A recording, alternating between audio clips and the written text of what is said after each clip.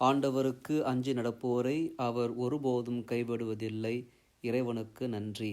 இன்றைய வாசகங்கள் மனிதன் புறக்கணிப்பதும் கடவுள் உயர்த்துவதும் என்ற ஆழ்ந்த உண்மையை நமக்கு எடுத்து காட்டுகின்றது.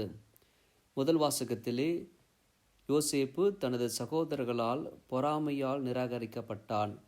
அவர்கள் அவனை கனவின் மன்னன் என்று இகழ்ந்து கொலை செய்ய நினைத்தனர். ஆனால் கடவுளின் திட்டம் வேறொன்றாக இருந்தது. அவர்களால் தள்ளப்பட்ட யோசேப்பே பின்னர் அவர்களை காப்பாற்றும் கருவியாக மாறுகிறான். இதே உண்மை இயேசுவின் வாழ்க்கையிலும் நிறைவேறுகிறது. மக்களால் நிராகரிக்கப்பட்டார், அதிகாரிகளால் சிலுவையில் அறையப்பட்டார்.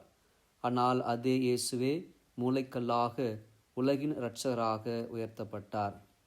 மனிதர்கள் நிராகரிப்பது பல நேரங்களில் கடவுள் தேர்ந்தெடுக்கும் பாதையாக மாறுகிறது.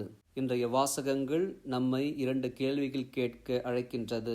பொறாமையால் அல்லது தீர்ப்பால் மற்றவர்களை நாம் புறக்கணிக்கிறோமா? நம் வாழ்க்கையில் கடவுள் தேர்ந்தெடுத்தவர்களை நாம் புரிந்து கொள்ளாமல் நிராகரிக்கிறோமா? இந்த தவக்காலும் நமக்கு நினைவூட்டுவது, நாம் சில நேரங்களில் யோசேப்பின் சகோதரர்கள் போல் இருக்கலாம். சில நேரங்களில் நிராகரிக்கப்பட்ட இயேசுவைப் போல துன்பத்தை அனுபவிக்கலாம்.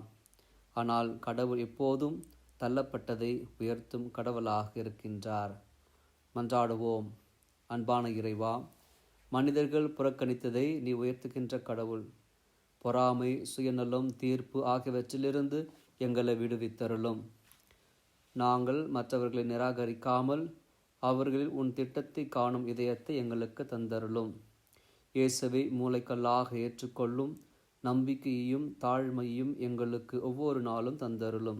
நாங்கள் மற்றவர்களால் கைவிடப்பட்டாலும் மற்றவர்களால் ஒதுக்கப்பட்டாலும் அது உம்முடைய திட்டத்திற்காக நடக்கிறது என்பதை விசுவசித்து ஏற்றுக்கொள்ளும் மனதை தந்தருளும். தந்தை, மகன், தூய ஆவியானவரின் பெயராலே ஆமென்.